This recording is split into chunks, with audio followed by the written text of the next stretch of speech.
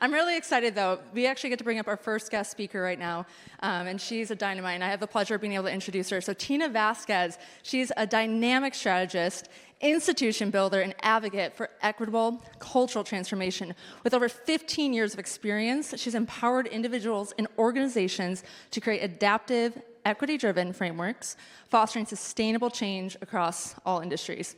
She's the founder and CEO of Emerging Equity. Tina leads initiatives that drive innovative culture change since its inception. She's launched impactful projects, including a fellowship with the Northeast Food Systems Leadership and partnership with North Star Fund. Now, she's collaborated with the John Rex Endowment to deliver and develop capacity-building programs that enhance the social and emotional health for children and families. She really cares. And previously, she was a CEO and co-founder partner of BIWA Emergent Equity, where she expanded equity initiatives across North Carolina and partnered with major philanthropic institutions. Her leadership has extended to equity training for over 50 partners within the Blueprint of North Carolina and international collaborations. Now, her background spans in education, equity consulting, the arts, and leadership roles, from Pathways to Leaderships to Dance Wave. She's co-founded the Arts Education, where, this is really cool, it's in Cuba. It's fostering dialogue between U.S. and Cuban artists and educators. And she's smart, guys. I had to read this, and I was like, I don't know all those letters. I loved it. Her academic achievements include a master's in organizational behavioral systems, analytics from NYU Polytechnic, and NYU, she graduated magna cum laude as a Dr. Martin Luther King Scholar. She's globally recognized through collaborations in Brazil, Mexico, Colombia, and Turkey. And Tina continues to inspire transformative change by bringing social justice, education, and arts through her visionary leadership. So I'm really excited for you guys to be able to get the chance to hear from Tina, but I need you guys to get up on your feet. I need you to bring some energy. Put those hands together right now, and let's give it up for Miss Tina Vasquez, everybody! Give it up! Yes! I love you! You're so fantastic.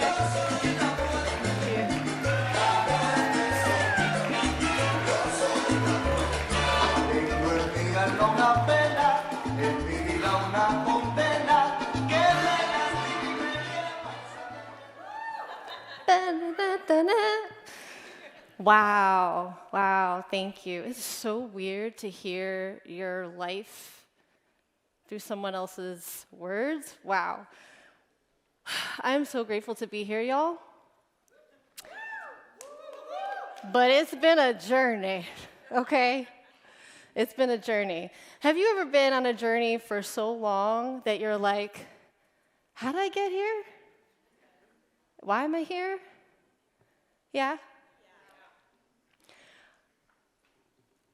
What happens when you've been so focused on the doing that you lose your connection to why you do it all in the first place? You ever seen that Simon Sinek talk? He says, people don't buy what you do, they buy why you do it. Okay. Hold that thought for a second. 2 years ago, I experienced the most excruciating business divorce. Super painful. Won't go into details. Had two options. My lawyer said you can sue your business partner, or you can walk away from everything that you built and everyone that you built it with. I chose to walk away. I chose to face the daunting task of starting over and going solo.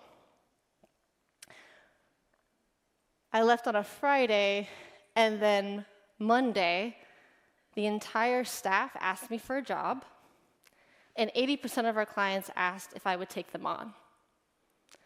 I was not prepared for that. I was quite surprised. And I thought, well, damn, I got to take care of these people. I got to take care of my team. I got to take care of these clients. So I got to working. And so over the next 2 years, I stayed focused on providing service and providing support. So I didn't have time to think about why I was doing anything. I was focused on the doing. So this past year, working with our company, we're figuring out marketing. And anyone who knows anything about marketing, again, Simon Sinek, going back to that quote, the why. Why do we do what we do? Why does our company do what we do? And I didn't have answers. I didn't know why. So as the entrepreneurial person that I am in the pursuit of learning. So I go look at business leaders. How do we figure this out? Connecting the dots. Steve Jobs, in his commencement speech to the Stanford graduates in 2005, he said, "You cannot connect the dots looking forward, you can only connect them looking back." All right, great. So where to start? Let's start with who I am.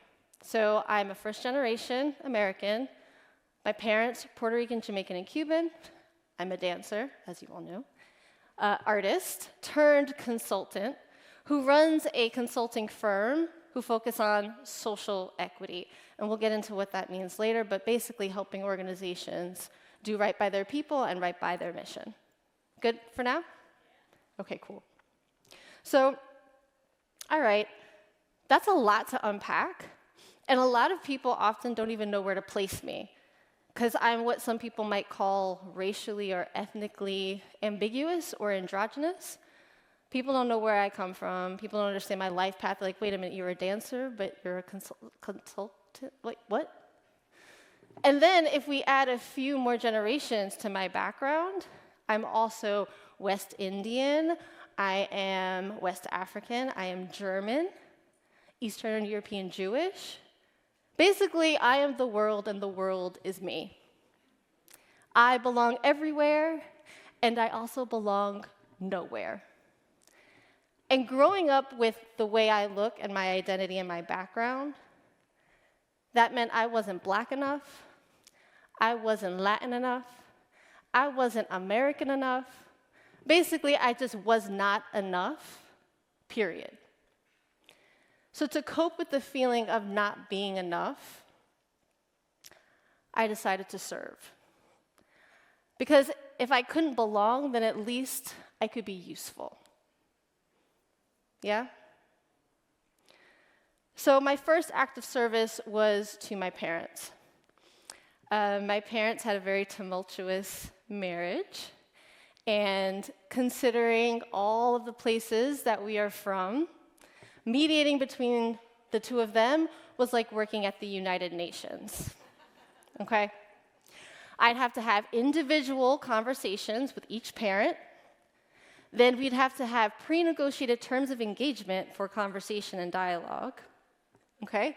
And then when we came to the dinner table, I had to ensure that I carefully facilitated this discussion, mediated any point of conflict, provided reflection on how people, well, my parents, were hearing each other, what points they were missing. And I was doing all of this at the ripe age of 7. Yeah, can you imagine a 7-year-old UN worker? Crazy. Yeah, but that was my job. And I was doing it because I wanted to spend time with my parents, and I wanted a safe home to live in. So what's interesting is that all the things that I did with my parents were the exact same things that our company does right now. So, but I wasn't convinced that this is my why. I was like, okay, I understand what I do, like I understand where I learned it, but what's my why? So, the search for meaning continues. So I think back at high school, first-gen kid, terrified, I'm not gonna get into college, but college is absolutely important for children of immigrants. College is everything. And one problem here, I was terrible at tests. Couldn't take tests to save my life. So I was gonna have to overachieve this, and I'm a Capricorn, so that's fine. Like, any Caps in here? Yeah, we're overachievers. And I was like, okay, we're gonna get the extra tutoring, we're gonna do, I'm really good at dancing, so I'm gonna do a lot of that. And I'm going to do every extracurricular I can find. What else can I do? Oh, and I will make sure that I fight for the A and do the extra credit. But more importantly, if I can fight, I'm going to fight. So this brings me to 10th grade. I had an English teacher who gave me a homework assignment. I had to talk about who I was. So I'm doing all the things, right? So the only time I had after I got off work or whatever I was doing was between 10 p.m. and 6 a.m. before I had to leave for school. So that's when I was doing homework and studying. So in this assignment, I get to it at 2 a.m. and I type. Here I am sitting at 2 a.m. providing blah, blah, blah in this assignment. I got that assignment in on time because failure was not an option. He gave me a B-. What? I asked him for feedback, and he said, you basically told me you did this assignment at the last minute. And I was like, that's the only reason why you got a B-? He's like, yeah, well, you didn't put extra time into it. I said, that grade sounds like you're grading my character as a person and not necessarily the execution of the assignment. Yeah, he changed that to an A. Yeah. Right?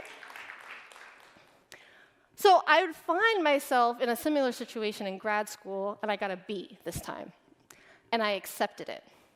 The reason why I accepted it was because I didn't do what was assigned. My professor said, your paper was compelling. That's just not what I asked you all to do. And I was like, cool, that's fine. I will accept that because I knew I was doing something that I wasn't being asked to do because what I wanted to do was more important to me. The assignment that I needed was not the one that he gave, and so I took the risk of potentially failing in the pursuit of what I was going after, which meant that I was going to take that risk and accept the terms that that risk came with. So let's back up here. I didn't realize that my parents were like giving me the OG lessons on how to navigate life. I was so clear on what I wanted, whether it was I'm gonna get into college or I'm gonna get this learning. I was so committed to myself. Commitment to yourself is everything. And I wasn't gonna let anything get in my way. Powerful thing about commitment. Sometimes people will think commitment is a self-indulgent feeling, or it's a selfish act, or only done of self-interest. But what I have found that my sense of commitment to myself has been about discipline and learning who I was, discipline and understanding what I was going after. And all of that made me realize that we are not what we do, but what we do is inspired by who we are. So then if I go back and I look at high school again, I was not just fighting for myself and advocating for myself or dealing with my parents' marriage. I was also fighting for my peers. I was standing up to bullies. I was standing up to the administration at the school. I was talking at town councils for our town. I was presenting at conferences and advocating. I was fighting so that myself and my peers could be seen, valued, heard, and served. But more importantly, I realized that the way that I fought was not through my fists, and I didn't use fighting words either. I created bridges. See, the thing is, when you don't belong anywhere, you get to see things from a different vantage point. I got to see things from the outside, which meant I got to see things that other people couldn't see. It allowed me to create possibilities and opportunities for people to access things that they didn't understand, see perspectives that they wouldn't have ordinarily sought to see. Powerful. All this not belonging. I had to take a second to really understand what that meant for me. And then when I think about what I was after for my parents, again, was time with them and a safe place to exist. So when I think about what my company does, social equity work. Now, okay, let me take a second here. DEI is like this kryptonite word right now. At one point, it was super sexy. Everyone was a DEI consultant. Now everyone's scrambling and trying to figure out what to do. So whether you call it DEI or social equity work, I want to make one thing clear. The original purpose of social equity work was to create opportunities for people to be seen, valued, heard, and served. What has happened is that some people got churned. Some people have been made felt guilty or shamed, undervalued, not seen, invalidated, not respected. I wouldn't be here today if it wasn't for diversity, equity, and inclusion initiatives. But as I started doing this work and getting into this work, I could see how other people were being discounted in the process. Because I'm a bridge builder. I'm not interested in creating division. So what my company does is that we approach it that way. Crazy. My parents were mad smart. The universe knew what it was doing. So I want to explain to you a little bit about what this looks like. I'm going to do this a little quick. Social equity when done well. I'm going to give you two quick examples. The first, white woman VP in an organization. She calls us up. I got this new hire. She's been doing few months. She's a black woman, and I don't know how to tell her she's not meeting standards because I don't want to appear racist. Get into a conversation with her, trying to understand the dynamic. Come to find out she didn't onboard the new hire. Now, that might seem basic to some of us who are entrepreneurs and we understand the process of bringing people into your organization, but this woman, this VP, was a subject matter expert. Her organization grew so fast that all they did was promote all of their subject matter experts into leadership roles without any professional development in leadership or management. Suffice to say, what we did was not only help her understand that, hey, this is not about your whiteness, this is about your role as a supervisor. B, let's retroactively retrofit this onboarding process. And C, hey, organization, C-suite, you need to build your people and cultures team so that you can professionally develop your leaders. And they did. So I provide this example because sometimes when we think about equity work, we're thinking about equity work on behalf of certain people, but really we need to be thinking about equity on behalf of all people. It just looks different. Okay? I'm going to give you another example very quickly. We had a few leaders that were coming together. You know, Amanda talked about it. These were social movement workers who are in the food systems. They were factory worker advocates. They were directors of nonprofits. They were funders. Our client asked us, can you build a program to bring them together so they can make the food system better? We said, great. By the time we got them, they were so exhausted and so burnt out that some of them felt really uninspired and thought about leaving their work, leaving the whole food system altogether. This isn't the only reason, but a part of the reason why they felt so burnt out was because they were so focused on being right. They were so focused on the way they thought justice and fairness should look, had to look a specific way. So remember, if we're looking at social equity work on behalf of all people, what we're really trying to do is understand the multiplicity of what right means, because right means something different to everyone. Justice exists in the eye of the beholder. So when we worked with them, here's some of the things that they said. I gained confidence and clarity in what was unique about me in movements. You showed me what a professional, accepting, and inclusive environment can look like and how it should feel, and I'm very grateful. For me, the work part was easy, but I then got to learn how to be a better communicator because that's where I struggled. It goes on, the impacts. My favorite one is this. Someone found hope again. They weren't even going to do the work anymore. But when they understood they can come at it from a different way, they found hope, and they got re-energized. So these are the comments, on and on. Okay? But if I had decided that, no, I wasn't going to do this self-reflection work, I wasn't going to be committed to my purpose, if I wasn't going to stay on my game,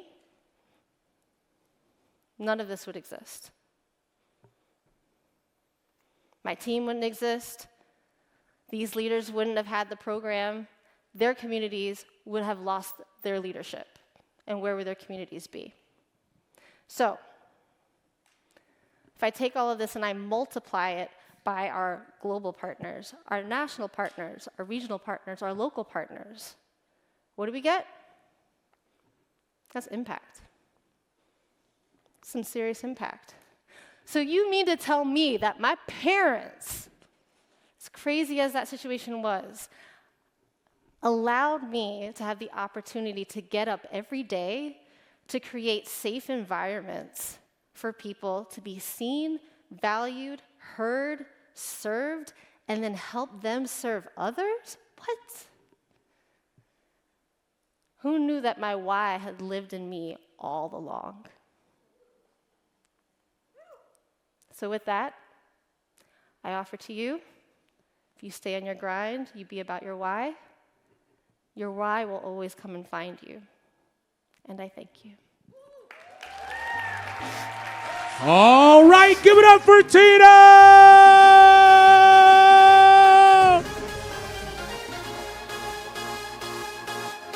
Give it up for Tina one more time!